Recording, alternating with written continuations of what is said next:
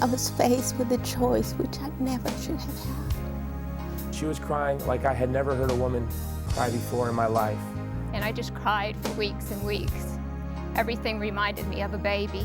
And I kept trying to get up from the table and look to see what was in that jar. I was dealing with the loss of my unborn child and I didn't even know it. I believe that my life was spared that night just so that I could be here right now and say abortion hurts women. Whisper, be silent no more. Welcome to Faces of Abortion. I'm your host, Cindy Collins, and I'm again with my co-host, Alan Parker, President of the Justice Foundation, and Clayton Trotter, General Counsel of the Justice Foundation. It's going to be a great show today, Alan. It is.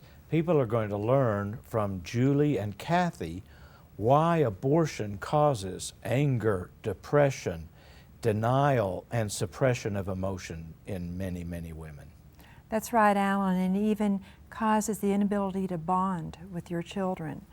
Let's go ahead and hear Julie's story in her own words.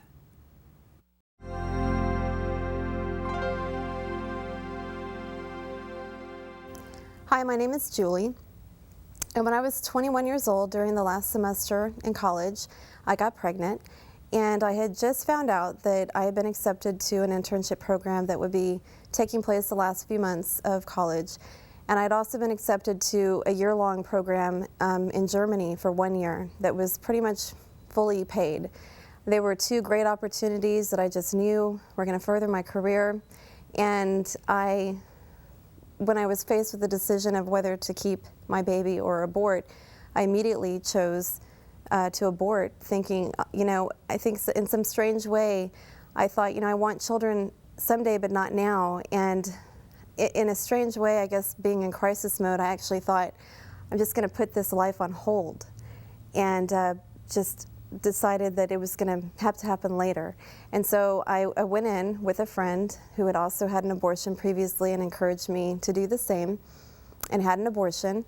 I immediately felt relief, and it only lasted about 2 hours. I was shocked at how immediately I was depressed, and then I went into anger, and then I just started coping, I think, within just a few short days.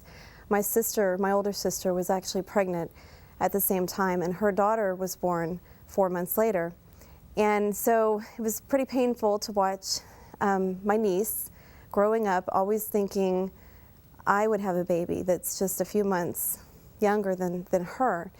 But I just shoved the feelings down for years. 4 years later, I found myself pregnant again when I was in graduate school.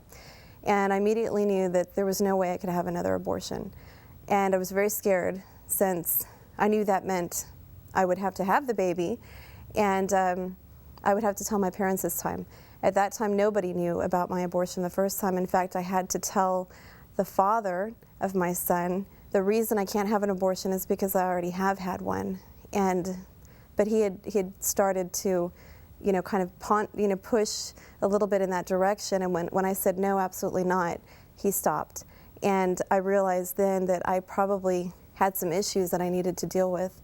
I saw my son on ultrasound, and that was the first time in 4 years that I actually started to grieve and realized that I really had aborted a baby and not just a blob of tissue. Shoved those feelings down again. And about 5 or 6 years later, I started going back to church and getting involved. And through the testimony of another woman that I knew, her sharing her abortion experience, I actually shared my experience for the first time. And at that point, it had been about 12 years since I'd had an abortion. And I felt safe sharing it with her. She was a Christian sister, and she didn't seem to be judgmental or condemning, and I was very surprised that she had had an abortion herself. And she told me about a program, a Bible study, that would help women that were hurting from abortion, which was just, to me, a completely foreign concept, because I had no idea, first of all, that anybody else who was a Christian had ever had an abortion. And I began to realize that there were just tons of women in churches that were struggling with the same horrible secret and sin that I had. And as a believer, at that time, 12 years later, I struggled a lot with just reconciling what I knew about God's grace and the gospel and applying that to my situation, because my abortion always seemed like the one sin that the Lord couldn't forgive or wouldn't forgive. All other sins I felt like the blood covered except for that one. And I was really impressed actually when I saw The Passion and looking at just the images, of movie images, but images nonetheless of Christ's suffering. And I remember thinking when I watched The Passion that punishment for sin was quite a bit. And if that didn't cover my abortion, what would it take? And I began to, I guess, realize that there was hope for me and that perhaps God could forgive me. And I began seeking out information about this Bible study, and I went through a program called PACE, and it was offered through a local crisis pregnancy center. And just 3 or 4 months later, what 12 years had done in terms of bondage and depression and problems even with my son, who's now 8, I had lots of problems bonding initially and then became extremely overprotective. So the healing process for me just, it broke free in so many areas. And what I would like to say, especially to women who are in churches that just extremely, I guess they extremely feel like they have to hide and that people will condemn and judge because they feel that way, that it is deception. And there is hope and there is healing. And there are so many women that are out there that are in the same place as you.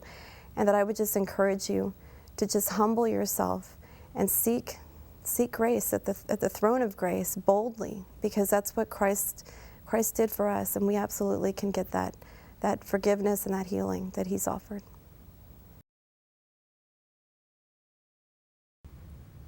You've just listened to Julie's story in her own words of the trauma of abortion, the 12 years of bondage, of suffering. If that sounds like that's you, we want to encourage you to call our 24-hour helpline. It's 1-866-482-LIFE. There's a woman on the other end of that line, 24 hours a day, 7 days a week, who has experienced abortion. She is there waiting for you to call. You know, Alan, just hearing Julie's story again, it brought up the suffering that so many women have throughout our nation. That's right. And when women go to abortion clinics, they're not told about that suffering that's going to come in their life. They're not told of the emotional consequences, which have now been documented, not just by the women on this television program, but scientifically in medical journals, and yet it's denied by the abortion industry. And what seems like an easy choice at the time, and may even produce some temporary immediate relief, like 2 hours for Julie, instead produces a lifetime of suffering and guilt, anger, denial, all sorts of things. You know, one of the things that she said, she said, I felt like all other sins were sins that could be forgiven. But for 12 years, she labored under this burden of feeling like she'd committed a sin that Christ couldn't forgive and that the blood of Jesus couldn't cover. And that's just simply not true. This is not the unforgivable sin, and yet it is a grievous sin. It's a terrible sin, but it's not unforgivable.